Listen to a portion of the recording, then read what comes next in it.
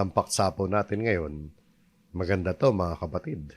Ito'y gustong-gusto ng mga tao. Ang alin? Yung mga tanda at mga kababalaghan. Pero kasama yung pananampalataya. Yan ang paksa natin. Pananampalataya, mga tanda, at mga kababalaghan. Ang mga versyon ng Biblia natin gagamitin ay ang bagong Biblia at ang New King James Version pa rin, liban na kung may iba tayong babanggitin. At ito na po mga kapatid ang ating ika-11 aralin sa ating ginagawang lesson, serya ng mga lesson sa Ebanghelyo ayon kay Juan. Ay talagang sinisikap natin at naway loobin ng Panginoon na matapos natin isa-isahin ng mga talata dito sa Ebanghelyo ayon kay Juan. Na maganda kasi mga kapatid na nagkakaroon tayo ng knowledge, kaalaman tungkol sa context, sa nilalaman talaga ng mga talata. Nang sa ganun ay hindi tayo basta-basta naliligaw ng ibang mga tagapagturo na sinasabi nila na sila lamang ang tama, sila lamang ang maliligtas. So, kung meron tayong kaalaman sa mga talata ng Biblia at alam natin yung nasa taas, yung nasa baba ng ating binabasang talata, ay magkakaroon tayo ng matibay na paninindigan sa mga pagpapakahulugan ng mga talatang ginagamit sa ng mga tagapagturo para hindi tayo ignorante, di ba? Maganda yung alam natin ang historical context, pati yung mga talatang context, di ba ba? Ang lesson natin ngayon na pananampalataya, mga tanda at mga kababalagan, sa English niyan, no, nandun sa maliit, no, medyo palaki natin. Yan yung faith, signs, and wonders sa English. Alam niyo mga kapatid, sa konting definition lang, pag sinasabing signs and wonders, o yung sa Tagalog mga tanda at mga kababalaghan, pag tinignan natin sa dictionary, maging sa Greek, yung kahulugan niyan, halos magkamuka ang kahulugan. Halos magkadikit. Yung magkahalintulad sila ng kahulugan. Bagamat may konting-konting pagkakaiba. Pero pareho sila mga kapatid, tumutukoy doon sa mga hindi natural na mga pangyayari. Pag sinabing signs and wonders. Mga mapaghimala na mga pangyayari yan, na mga bagay na nakikita ng tao na hindi maipaliwanag ng siyensya pero nangyari. Sa mga kapatid, supernatural. Pag sinabing signs and wonders, wala sa natural kaya supernatural. At spiritual, may kaugnayan sa spiritual na kaganapan at parehong merong milagro ang tinutukoy dyan. So yan yung signs and wonders, mga tanda at mga kababalagan. Samantala, so tatlong bagay ito, yung dalawa, magkatulad halos yan, yung signs and wonders, at yung isa, yung pananampalataya, yung tinatawag na faith. Yung faith, alam natin, pananampalataya, at yan ay define. Binigyan ng kahulugan talaga ng Biblia yan. Sa Hebreo 11:1, makikita natin ang pinaka-definisyon ng salitang pananampalataya. Dito tinignan natin sa ilang mga version ng Biblia. Sa Revised Tagalog Popular Version, ang sabi rito, ang pananampalataya ay pagtitiwala na mangyayari ang ating mga inaasahan at katiyakan tungkol sa mga bagay na hindi nakikita. So yan ang faith, tungkol yan sa mga bagay na hindi nakikita. Naniniwala ka kahit hindi mo nakikita na magaganap nga. Sabi nga sa New King James Version, now faith is the substance of things hoped for. O tungkol sa mga bagay na inaasahan nga, hope for. At pag inaasahan, hindi mo talaga nakikita pa yan, sa future makikita mo. The evidence of things not seen. Yan ang nagbibigay sa atin ng ebidensya na totoo nga yung mga bagay na hindi natin nakikita. Gaya ng mga pangako ng Diyos, hindi pa natin nakikita yan sa ngayon. Lalo na yung tungkol dun sa mga future, sa buhay na wala hanggan. bayang banal, sa muling pagparito ng Panginoon. May mga pangako ng Diyos na nakikita natin na nagaganap sa buhay ho natin. Tapos sa Tagalog ang Biblia, ito ang definition niyan, pagkakasulat. Ngayon ang pananampalataya ay siyang kapanatagan sa mga bagay na hinihintay, ang katunayan ng mga bagay na hindi nakikita. So pag meron kang faith, mga kapatid, ay panatag ka. Nakapirmis ka, hindi ka nababagabag tungkol sa mga bagay na hinintay mo. Hindi ka nag-aalilangan. Yung salitang pag-aalilangan, yan ang kabaligtaran ng salitang pananampalataya. Sa Tagalog ang Biblia, Tagalog ang Biblia pala yan, no? Ang dating ang Biblia. Sa ambago ang Biblia, ang sabi naman, ngayon ang pananampalataya ay ang katiyakan sa mga bagay na inaasahan, ang paninindigan sa mga bagay na hindi nakikita. So pag may faith ka, naninindigan ka sa kahit hindi mo nakikita. At tiyak na tiyak ka sa mga inaasahan mo.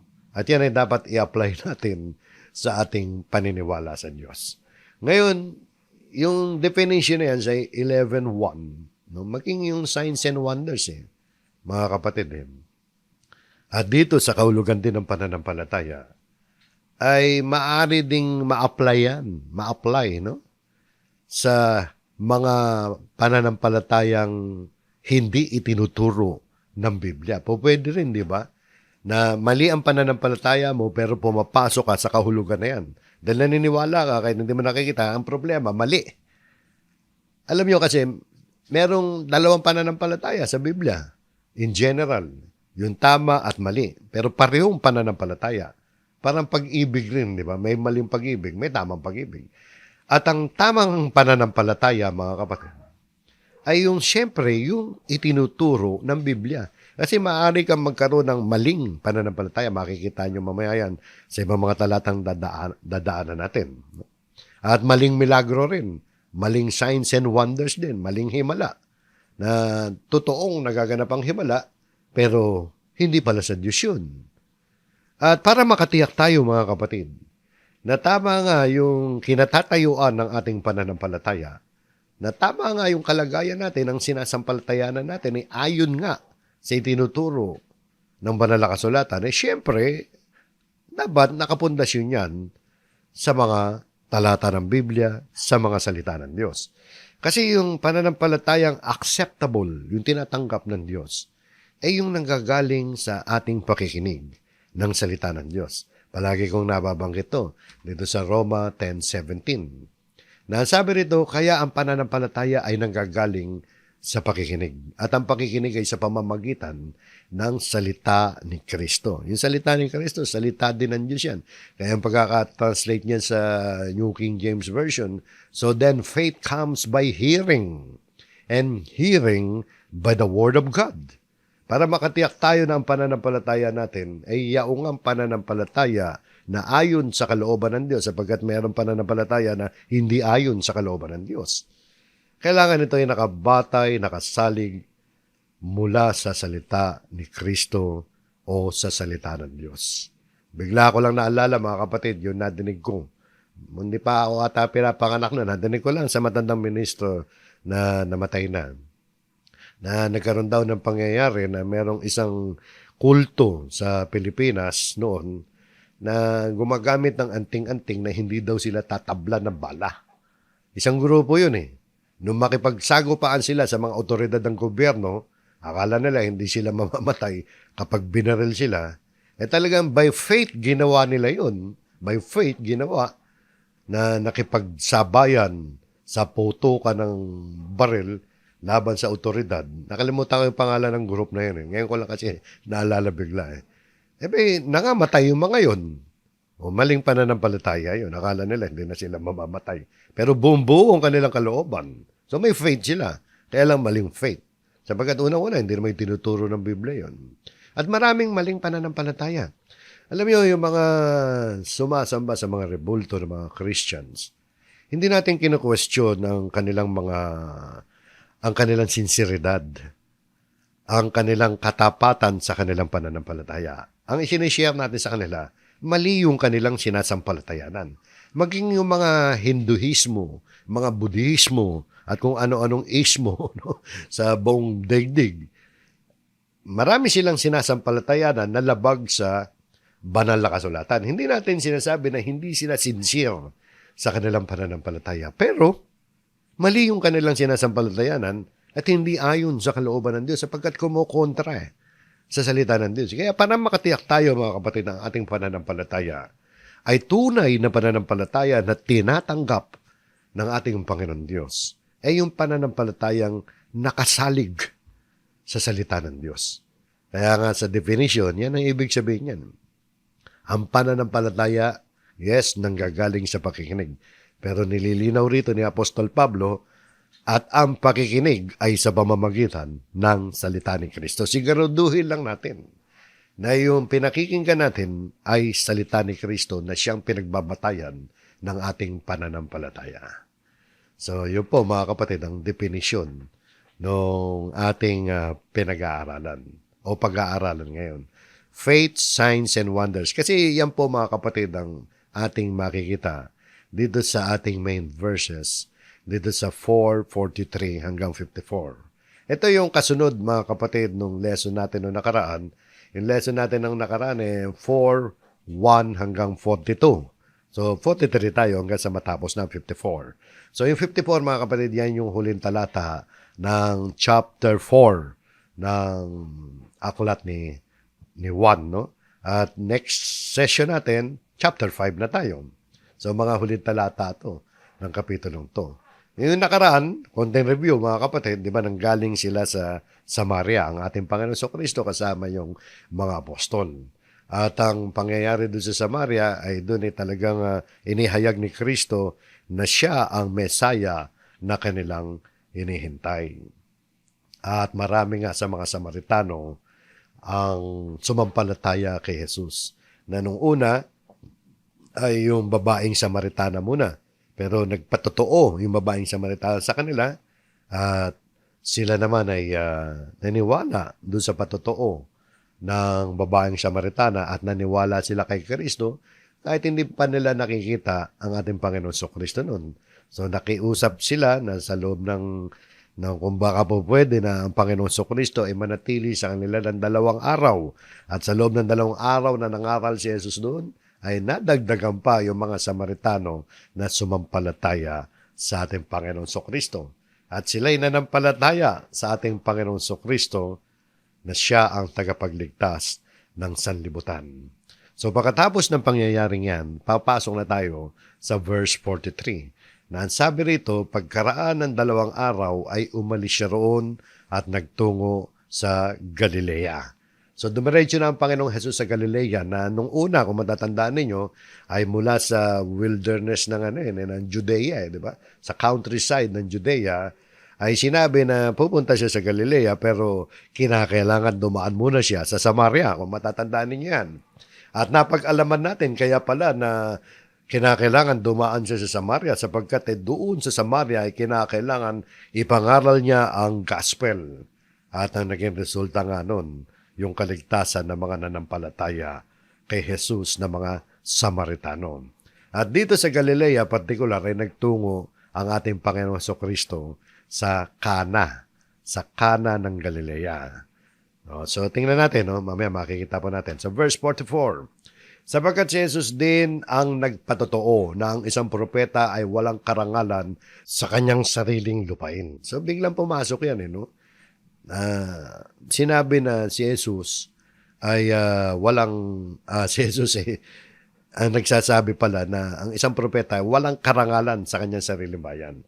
Anong bayan ba to at bakit ba napasok ito mga kapatid sa eksena itong talatang ito? Ang sariling bayan ng ating Panginoong Kristo, ano yun?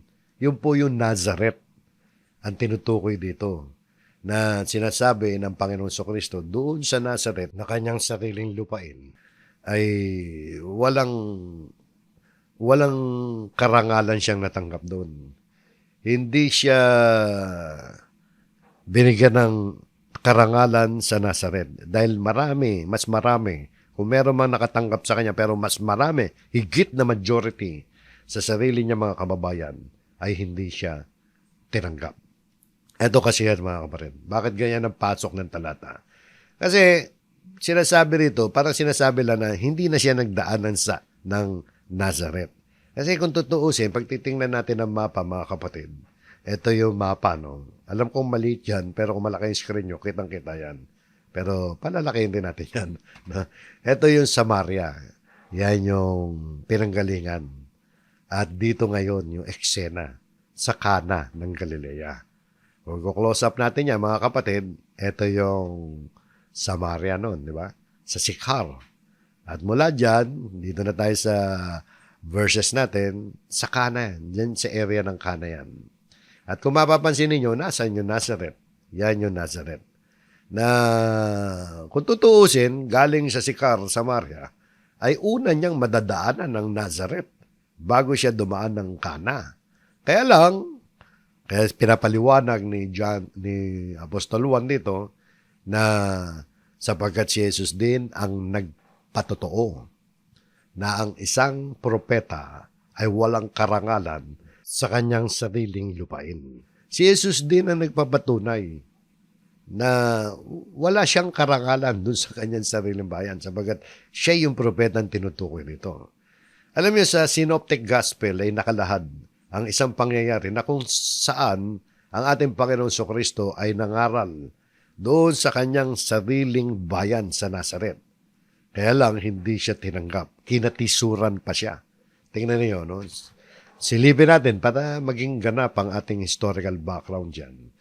Sabi dito sa ilalim ng punto na yan, no? Isang propeta na walang karangalan sa kanyang sariling lupain. Yan ang testimonya, yan ang patutuo ni Jesus. Kasi ito ang kanyang experience.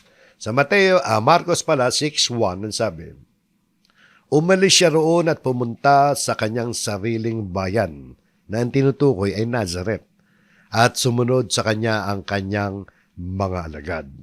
Pagkatapos noon, nang sumapit ang Sabat, nagpasimula siyang magturo sa sinagoga at marami sa mga nakinig sa kanya ay namangha na sinasabi. Namangha, ha? Pagkatapos na mangaral si Jesus sa mga sinagoga o sa sinagoga, marami, hindi kakaunti. Sa nakadinig sa kanya, namangha. Ano yung namangha, mga kapatid? Ibig sabihin, nasurpresa sila. Na-impress sila. Hinangaan siya. Bumilib sa kanya. Kaya lang, yung pagkabilib nila, negative pa ang dating. Naging resulta. Tingnan nyo, hindi pa tapos yung talata, kaya may tuldok eh. Mahaba kasi. Ang sabi ng mga tao, sa kanila pagkamangha, nag-usap-usap sila, ang sabi ng mga tao, saan kinuha ng taong ito? Tinutukoy si Jesus. Ang lahat ng ito. Anong karunungan ito na ibinigay sa kanya? Anong mga makapangyarihang gawa ang ginagawa ng kanyang mga kamay? So namangha sila, di ba? Sa wisdom, sa karunungan na taglay ng Panginoong Hesus. Sa kanyang pagtuturo. At sila nagtataka kung saan nga kumuha ang taong ito. Alam niyo bakit sila nagtataka? Maya-maya, no? Pero isang punto pa rito na makikita natin, dun nakakulay dilaw, anong mga makapangyarihang gawa ang ginagawa ng kanyang mga kamay? Ibig sabihin, yung makapangyarihang gawa, yung mighty works, yan yung mga kababalaghan na ginawa niya. Actually, nagpagaling siya ng mga ilan lamang na mga may sakit doon. Nasaksiyan nila na nakapagpapagaling na may sakit ang ating Panginoon Jesucristo na mga sakit na yun hindi magamot-gamot nung unang panahon na yun. Pero napapagaling ng Panginoon. Yun yung tinutukoy dyan ng mga makapangyarihang gawa. So nasaksiyan nila yun. At bukod doon, nagtataka sila sa karunungan. Saan ba nanggaling to? Alam niyo kung bakit sila nagtataka? Kasi kilala nila ang Panginoon Jesucristo. Kasi doon lumaki ang Panginoon Jesucristo sa Nazareth. At sabi nga rito sa sumunod na talata, sabi pa nila, hindi ba ito ang karpentero? So alam nila na carpenter ang trabaho ng Panginoon Jesucristo. Ang anak ni Maria, kilala nila si Maria, yung pamilya ng Panginoon Jesucristo. At kapatid ni na Santiago, Jose, Judas at Simon, hindi po mga apostol yan. Kapangalan lang ng mga apostol yan. Pero hindi po mga apostol yan. Si Santiago, Jose, Judas, Simon, yan po yung mga pangalan ng mga kapatid na lalaki ng ating Panginoon Jesucristo. Si Santiago, nung una, hindi pa nananampalataya sa kanya. Kasama siya sa chapter 5, ma-encounter natin yan. Si Santiago, later on, naging mananampalataya din naman yan. At lahat ng mga kapatid niya, naging mananampalataya. Pero noong una, hindi. Madadaanan natin yan na next session. No? Pero gusto ko lang makita sa inyo dito na ito pala si Maria ay may mga anak. Ang mga anak niya, sabi, di ba, sabi rito, ang anak ni Maria at kapatid ni na Santiago, Jose, Judas at Simon, hindi ba naritong kasama natin ang kanyang mga kapatid na babae? Ibig sabihin, may mga kapatid pa siyang babae, hindi na nababanggit ang pangalan. Usually kasi sa Biblia, pag babae, hindi na nababanggit ang pangalan. Kakaunti lang yung mga babae rito na nababanggit ang pangalan compare doon sa mga lalaki. So, kilala nila ang ating Panginoon Kristo. Yung hanap buhay ng Panginoon. Kasi nung mangaral ang Panginoon Kristo, kung matatandaan ninyo, na 30 years old siya nung binyagan. At doon nagsimula mangaral ang ating Panginoon. So, ginugol ng Panginoong Kristo ang kanyang kabataan diyan, ang kanyang adult age, 18 anyos. Kasi nung bumitaw siya rin, 30 anyos na eh. So, kilala nila, parang kilala nila tapos mangangaral lang ganun. Kaya nagtataka sila eh. Tapos nagpapagaling na may sakit. Kaya, ano yung nangyari? Imbis na tanggapin nila ang Panginoon, ang sabi diyan, at sila'y natisod sa Kanya. Pag sinabing natisod, sa ano ba sa English yan? So, they were offended at Him. Hindi nila tinanggap ang ating Panginoong Kristo. Ang sumunod na talata niya, Marcos 6:3 and 6:4. Kaya't sinabi sa kanila ni Jesus, ang propeta ay hindi nawawala ng karangalan maliban sa kanyang sariling bayan, sa kanyang sariling mga kamag-anak, at sa kanyang sariling bahay. Kaya nasabi natin at sasabihin niya sa chapter 5 ng John na maging yung mga kamag-anak ni Jesus, pati yung kanyang sariling bahay, yung sariling direkta niyang pamilya, mga kapatid niya, maliban siyempre kay Maria at kay Jose, na asawa ni Maria, hindi naniniwala sa kanya. Yan yung sinasabi rito doon sa punto na nasa taas. Ang isang propeta ay walang karangalan sa kanyang sariling lupain. Yan yung sinasabi rito na teka, mali ulit ako ng pintot. Yan yung sinasabi ni John. No? At mapapansin nyo rito, mga kapatid, maging yung kasama niya sa bahay, hindi siya pinaniwalaan. Ang sabi pa rito, kaya dahil dyan, mga kapatid, ang sabi rito sa Marcos 6:5, continuation lang, hindi siya nakagawa roon ng anumang makapangyarihang gawa maliban sa ipinatong niya ang kanyang mga kamay sa ilang mga may sakit at pinagaling sila. So, nakita niyo mga kapatid, parang yung hindi nila pagtanggap kay Jesus. Dahil sa hindi nila pagtanggap kay Jesus, ay napigilan yung paggawa ni Jesus ng mga makapangyarihang gawa ron. Parang ayaw ni Jesus na gumawa ng makapangyarihang gawa ron. Bakit? Ayaw siyang tanggapin eh.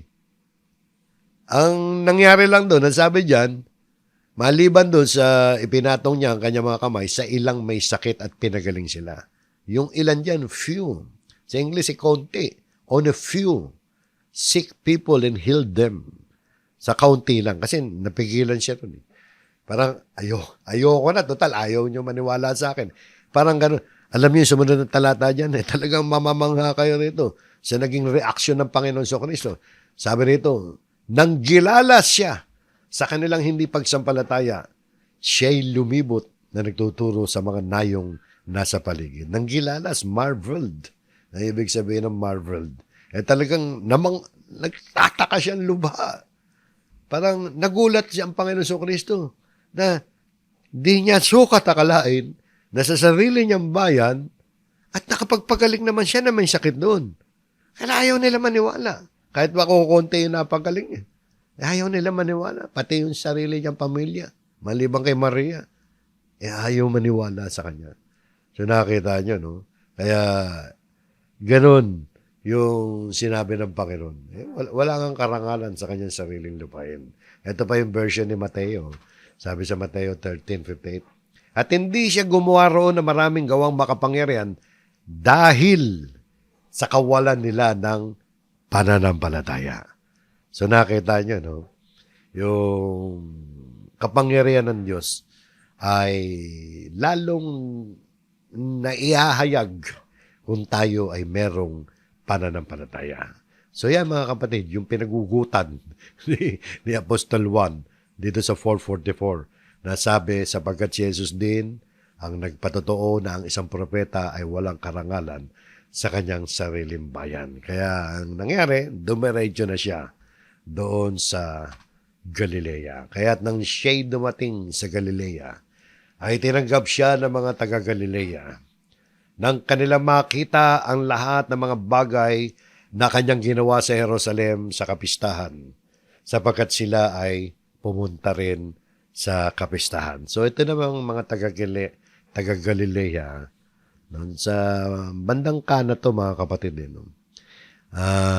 Hindi binanggit kung saan sa Galilea to na nagpunta si Jesus. Pero sigurado tayo na hindi sa Nazareth nagpunta. Kasi yung Nazareth, Galilea, Capernaum, at iba't ibang mga lugar na nababanggit sa Biblia, sakop yan ng pinaka-probinsya ng Galilea. So dito hindi nabanggit. Nasasabi lang nating malamang ay Kana dahil sang-ayon sa ibang mga Bible commentator ay sa Kana nga raw yan. Sa Kana ng Galilea. Dahil yun yung sinasabi mamaya doon sa susunod na talata. So dito sa Galilea, mga kapatid, ay tinanggap si Jesus. Di tulad sa Nazareth, na kinatisuran siya. Tinanggap siya sa Galilea. Bakit? Dahil nasaksiyan nila ang ginawa ni Jesus sa Jerusalem, doon sa kapistahan na kung maalala ninyo, dito sa Kapitulo 2, nadaanan natin yan. Dito, kasama pala sila rito. Hindi lang si Jesus ang nagpunta rito noong kapistahan ng Pasko. Kung matatanda na yun, nadaanan natin doon sa chapter 2. Na sabi rito, nang siya ay nasa Jerusalem ng kapistahan ng Pasko, marami ang sumampalataya sa kanyang pangalan nang kanilang makita ang mga ginawa niyang tanda. So maraming mga sumampalataya kay Jesus na ito yung tinutukoy doon na nakita nila nung sila'y nagpunta rin doon sa kapistahan ng Pasko, yung mga taga-Galilea. Nasaksiyan niya ng mga taga-Galilea. So, sumunod na talata sa main verse natin, sa verse 46 na tayo. Sabi rito, pagkatapos ay pumunta siya muli sa Kana ng Galilea, na do'y kanyang ginawang alak ang tubig. So, yun yung lesson din natin, yung nakaraan sa chapter 2, kung matatanda niyo yung kasalan sa Kana. So, bumalik siya ron. Tapos, at sa Capernaum ay naroon ng isang pinuno ng pamahalaan na ang anak na lalaki ay may sakit. So, mula sa Capernaum, ang Capernaum, mga kapatid, malayo yan. Doon sa Kana. Pero, sakop din ng Galilea yan. Sang-ayon sa isang Bible commentator na nabasa ko, ang Capernaum, mga kapatid, kung lalakarin yan, mga kapatid, ay humigit kumulang isang araw na lakbahin yan. At yan ay mababakas din natin dito sa mga talatang ating babasahin. Halos ang travel time yan, mga kapatid. Halos 24 hours, more or less. At sang-ayon din, mga kapatid, kung si-search natin sa internet ang distansya ng Capernaum sa Kana. Pag sinearch yan, ang sabi ng ibang mga commentator doon, ang sabi nila, ang distansya ng Kana sa Capernaum ay mga 40 kilometers. Pero ayon sa sa Google Map ay 37.4. Halos 40 rin, di ba? Hindi naman nagkakalayo. So malayo yan, mga kapatid. 30 plus kilometers. O halos 40 kilometers. Yung mga paglalakbay naman nun, hindi makatulad ngayon na may expressway at saka mabibilis na sasakyan. So, halos isang araw mong lalakbayin yan. Take note lang, mga kapatid. At dito may binabanggit na isang pinuno. Ang sa English a certain nobleman. So, merong mataas na katungkulan sa gobyerno. Kaya may problema siya. Anong problema niya? May sakit yung anak niyang lalaki. Anong klaseng sakit ba yan? Ang sabi rito sa 47, nang mabalitaan niya na si Jesus ay dumating sa Galilea mula sa Judea. So, kasi tanyag na ang Panginoon sa Kristo niyan. Nabalitaan niya, nandun si Jesus. So, nangyari, pumunta siya roon at nakiusap sa kanya na siya'y pumunta at pagalingin ang kanyang anak. So, ano yung pakiusap? So, nagpunta pala muna yung nobleman doon.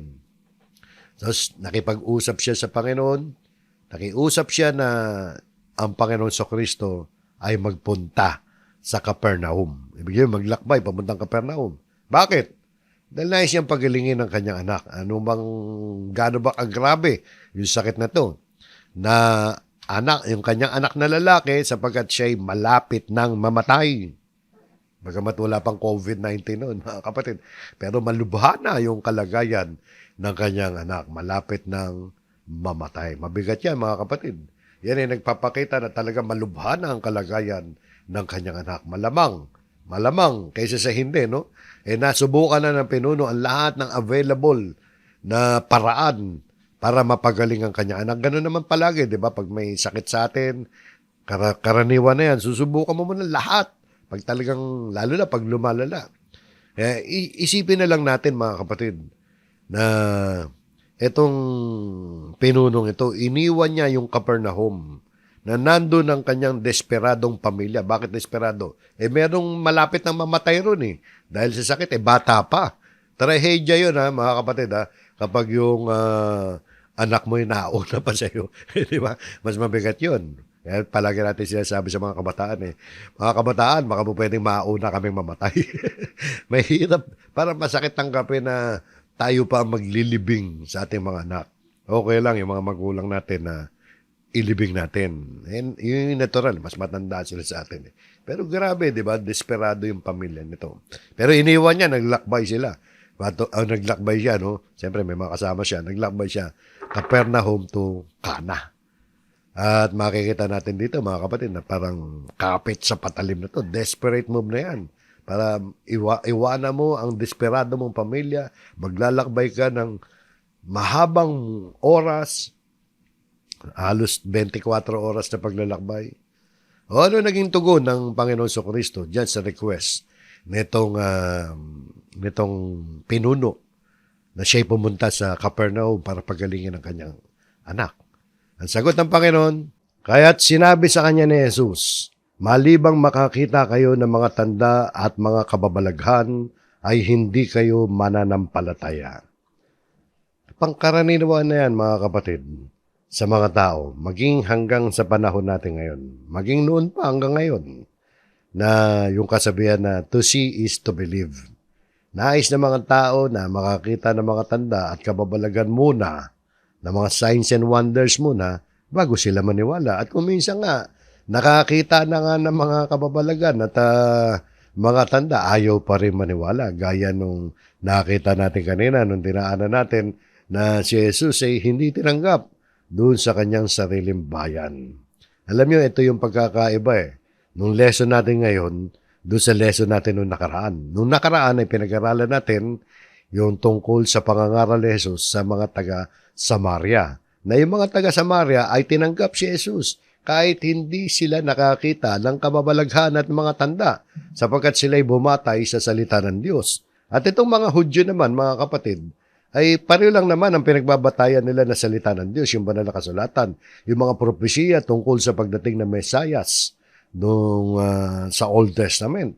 Pero bakit ito, mga Hudyo, ay talagang kinakailangan pa makakita ng mga marami pang mga karagdagang mga tanda?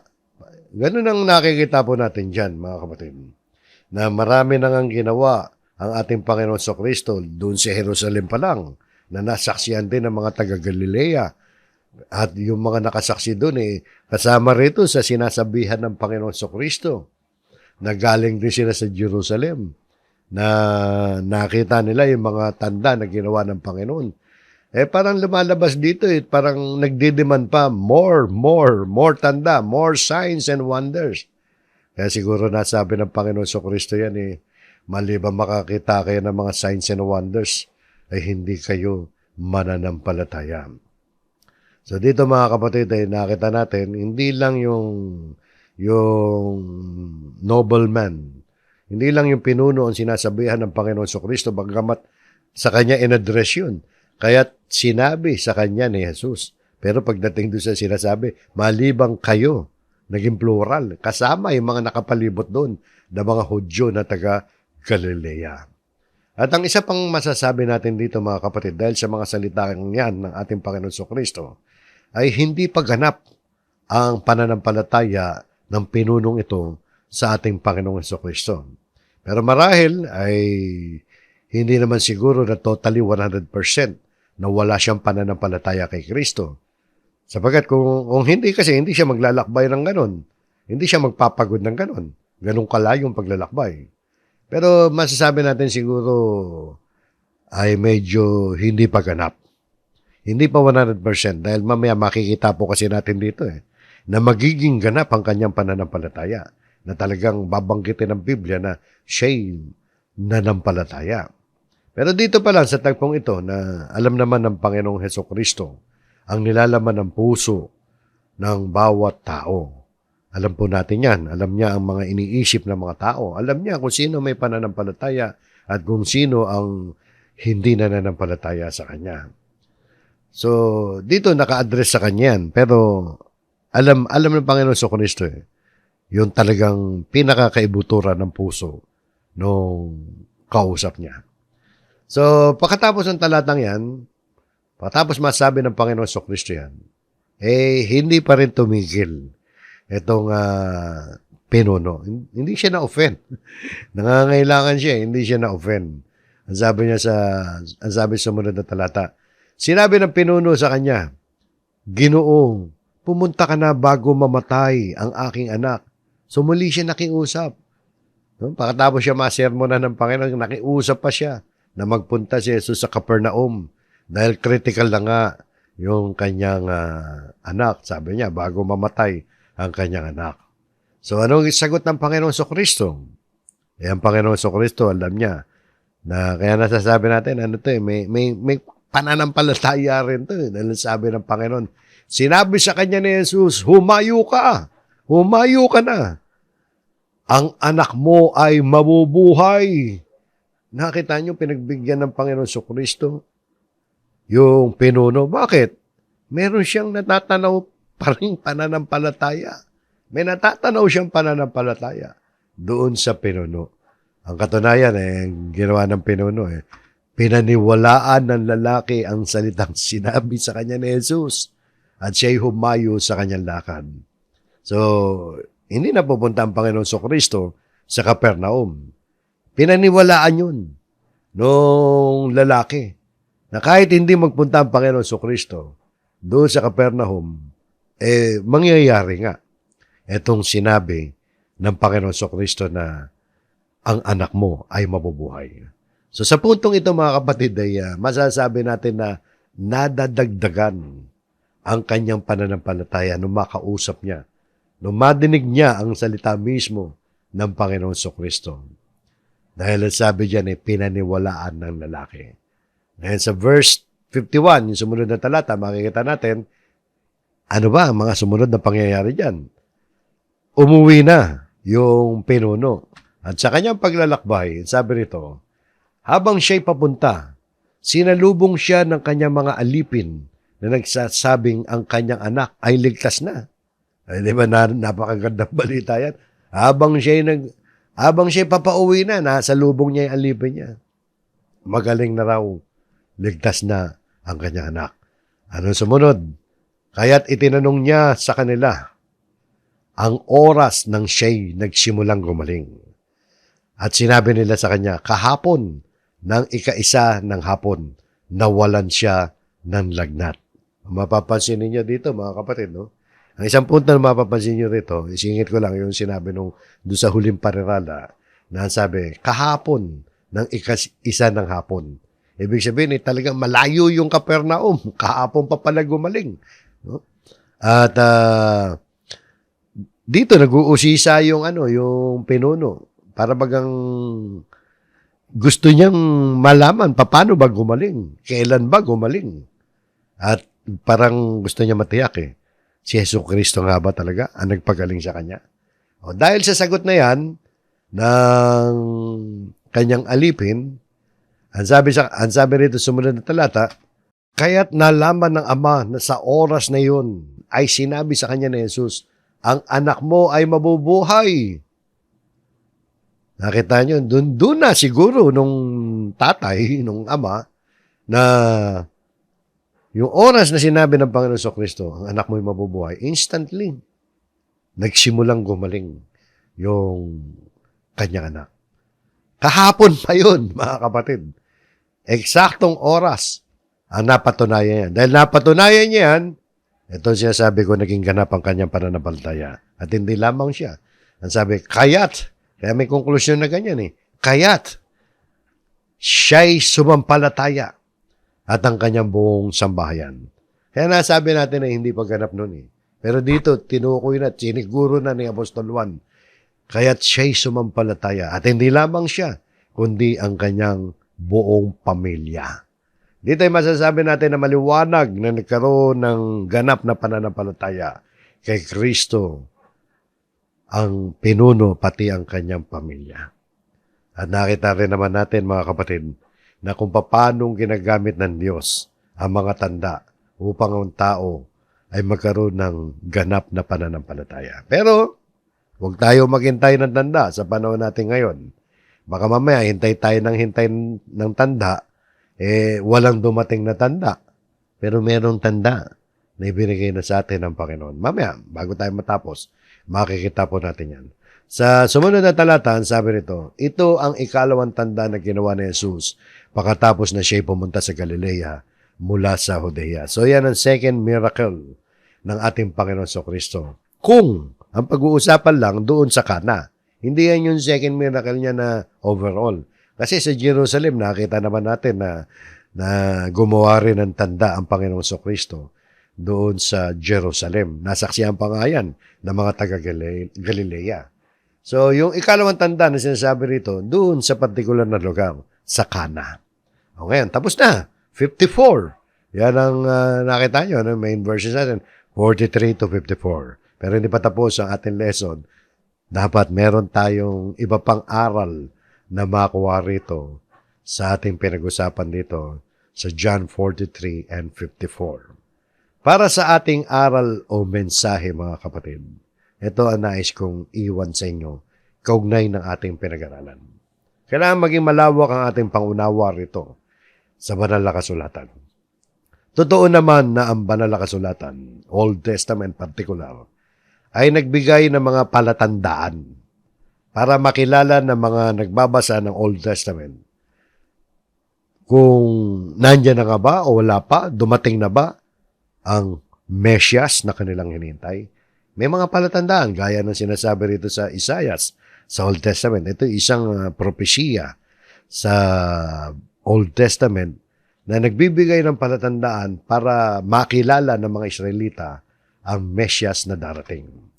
Ang sabi sa Isaiah 35:5, kung magkagayoy mamumulat ang mga mata ng bulag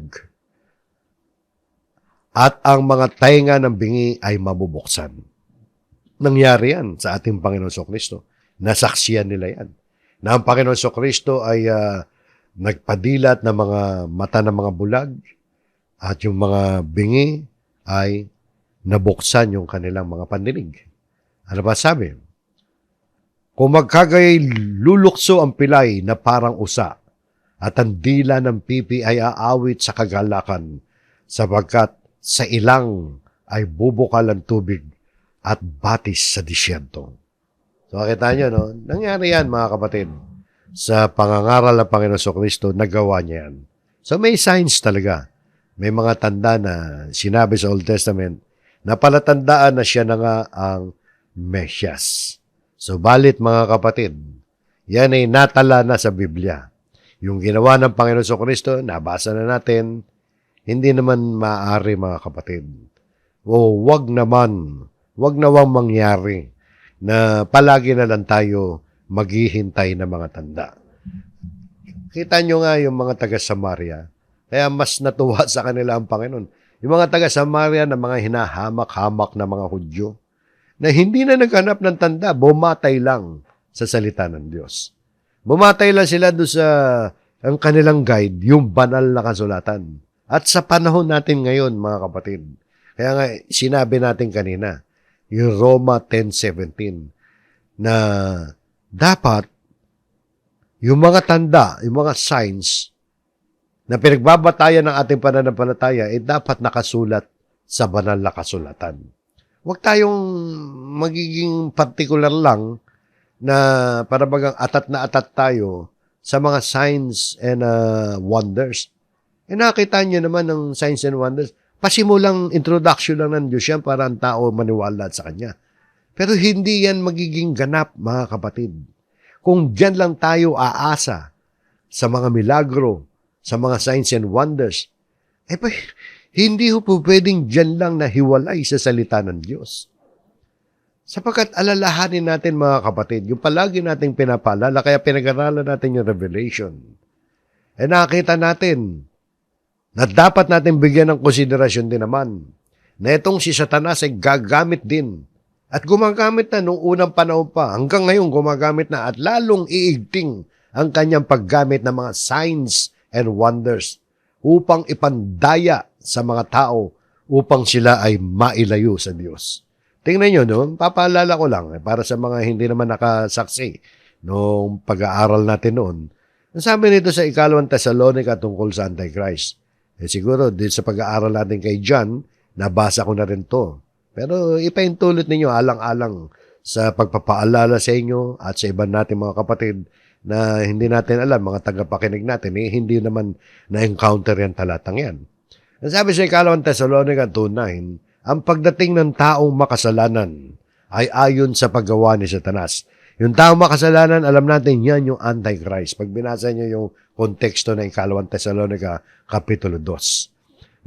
Ayon daw sa paggawa ni Satanas na may buong kapangyarihan at mga tanda at mga mapanlinglang na kababalaghan. Yun ang topic natin, mga tanda at mga kababalaghan. Ang sabi rito sa English nga, the coming of the lawless one is according to the working of Satan with all power, signs, and lying wonders. So, signs and wonders. Kaya lang, lying, mapaglinlang, kasinungalingan na mga wonders. Dahil ililigaw yung mga marami. Paano sila maliligaw?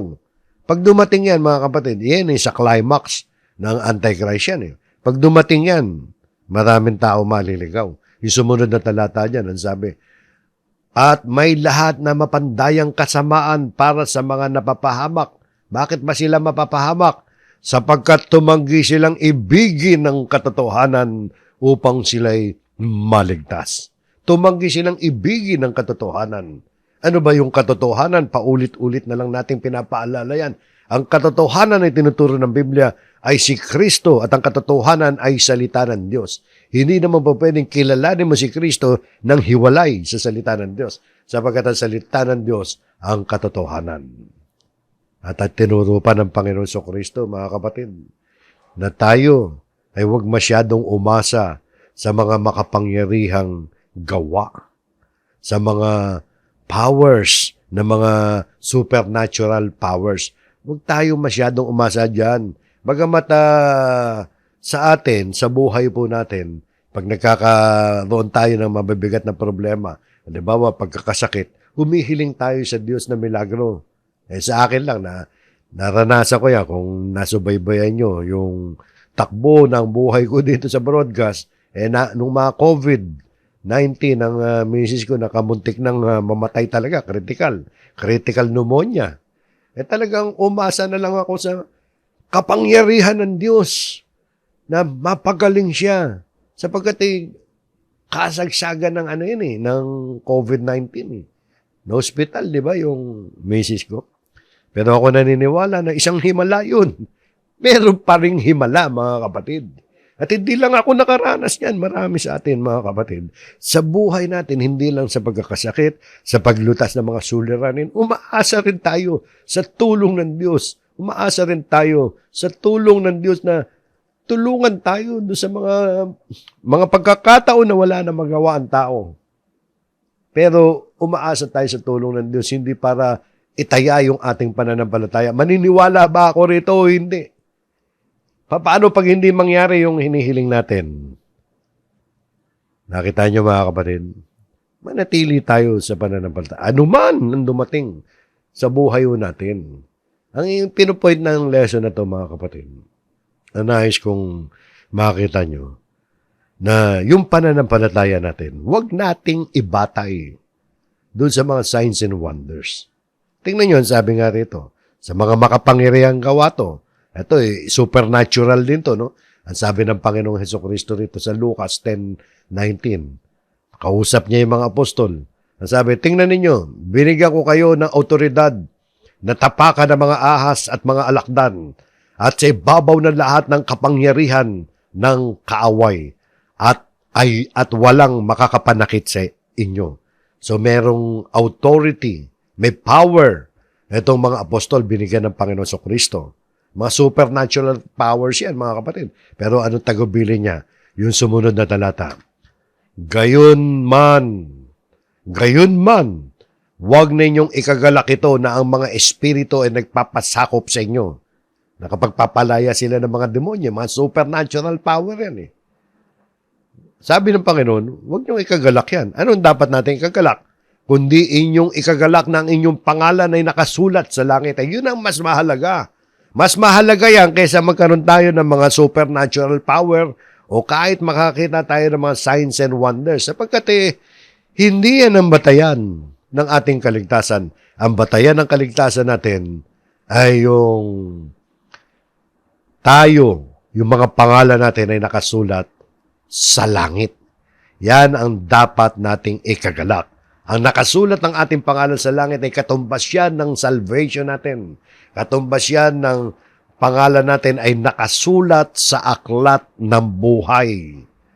Sapagkat kung hindi nakasulat ang pangalan natin sa aklat ng buhay, mapapahamak tayo sa ikalawang kamatayan sa araw ng huling paghuhukom. Sabi rito sa Apocalypse 20:15, huling paghuhukom to.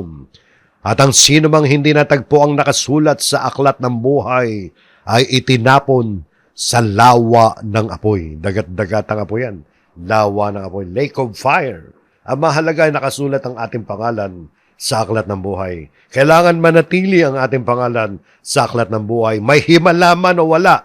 May signs and wonders man o wala. Ang pinakamahalaga ay manatili tayo sa ating pananampalataya kay Kristo. Dahil ang pananampalataya natin kay Kristo ang siyang magpapanatili sa atin sa aklat ng buhay. Kailangan magtagumpay tayo sa ating pakikipagbaka, sa ating pananampalataya sa buhay na ito. Huwag tayo maghintay na ng signs and wonders. Mga mananampalataya na tayo, mga kapatid. Hindi mo na kailangan ng milagro para manatili sa pananampalataya. Ang kinakailangan lang natin, mga kapatid, ay makipagbaka tayo na mabuting pakikipagbaka ng pananampalataya. Kinakailangan pagtagumpayan natin ang buhay na ito, na taglay natin ang ating pananampalataya hanggang sa mga wakas ng ating buhay. Ang sabi ng Panginoon Kristo dito sa Apocalypse 3:5, ang magtagumpay ay bibihisan kayo ng mabubuting damit at hindi ko kailanman papawiin ang kanyang pangalan sa aklat ng buhay. Sino raw ang hindi papawiin ang pangalan sa aklat ng buhay? Ang magtagumpay. Ano ba ibig sabihin ng magtagumpay dyan? Yung magtagumpay tayo dito sa ating pakikipagbaka ng ating pananampalataya sa ibabaw ng lupa. At ang sabi pa, at ipahayag ko ang kanyang pangalan sa harapan ng aking Ama at sa harapan ng kanyang mga anghel. Ang mensaheng yan, mga kapatid, ay para sa lahat na mga nakikinig ng salita ng Diyos. Ang sabi rin sa Apocalypse 2:7, no? Ang may pandinig ay makinig sa sinasabi ng Espiritu sa mga iglesia. Ang magtagumpay ay siya kung pakakainin sa punong kahoy ng buhay na nasa paraiso ng Diyos. Kaya nga, mga kapatid, paalala lamang muli yung layunin ng pagkakasulat ng aklat ng Gospel according to John. Palagi natin pinapaalala yan upang tayo ay manampalataya kay Kristo nang hindi tayo nag-aalinlangan na kahit ano pa ang dumating sa buhay natin, manatili tayo sa ating pananampalataya. Napakahalaga na ang layunin ng aklat nito. Paalala ko lang to, mga kapatid, palagi natin binabanggit ito. Tuwing mag-aaral tayo ng Gospel according to John. Kasi yan ang kanyang layunin. Sabi nga sa John 20:31, ngunit ang mga ito ay isinulat upang kayo'y sumampalataya na si Jesus ang Kristo, ang anak ng Diyos, at sa pagsampalataya ay magkaroon kayo ng buhay sa kanyang pangalan. Isinulat yan. Isinulat na ng mga apostol dito sa Ebanghelyo, katulad nung nababasa natin, na isulat na ng mga apostol ang kanilang mga testimonya, ang kanilang mga patotoo na sila mismo ay nakasaksi sa mga signs and wonders na ginawa ng ating Panginoong Hesukristo. Sapat na yan, mga kapatid, na maging gabay natin upang paniwalaan at manampalataya tayo kay Jesus na siya na nga ang ating tagapagligtas. Huwag na tayo maghintay pa ng another pang milagro o himala. Pero okay lang, humiling tayo na milagro o himala at himala. Pero hindi para patunayan ng ating pananampalataya, kundi yun ang request natin sa Diyos kapag tayo nagigipit sa ating buhay. Humihingi tayo ng hindi ng signs and wonder, humihingi tayo ng himala, ng kababalaghan dahil wala na tayong magawa. Okay lang yun. Sana naintindihan nyo yung takbo ng lesson natin na tayo'y hindi humihingi ng himala dahil para mapatunayan natin na dapat ba tayong manampalataya kay Kristo, hindi. Humihingi tayo ng himala sapagkat naniniwala tayo na ang Diyos natin ay Diyos pa rin ang himala. Pero mga kapatid, yung himala, yung the greatest miracle na ating tinanggap mula sa ating Panginoong Kristo ay ang kaligtasan ng ating mga kaluluwa. Na tayo nakatikim ng pinakadakilang himala sa buhay po natin nung tayo'y nanampalataya kay Kristo. Bakit ba naging dakilang himala yun?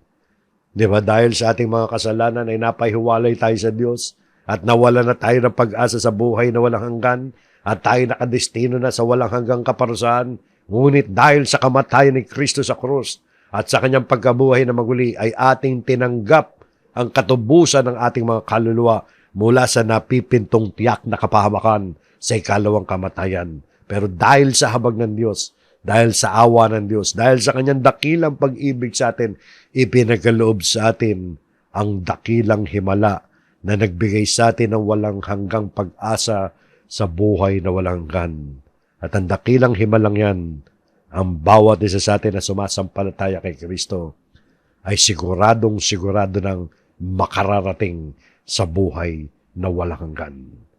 Yan ang himala. So yan po mga kapatid, ang ating aralin.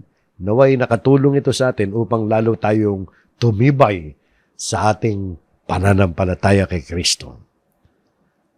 Pagpalain kayo ng Panginoon, tayo po'y muling manalangin.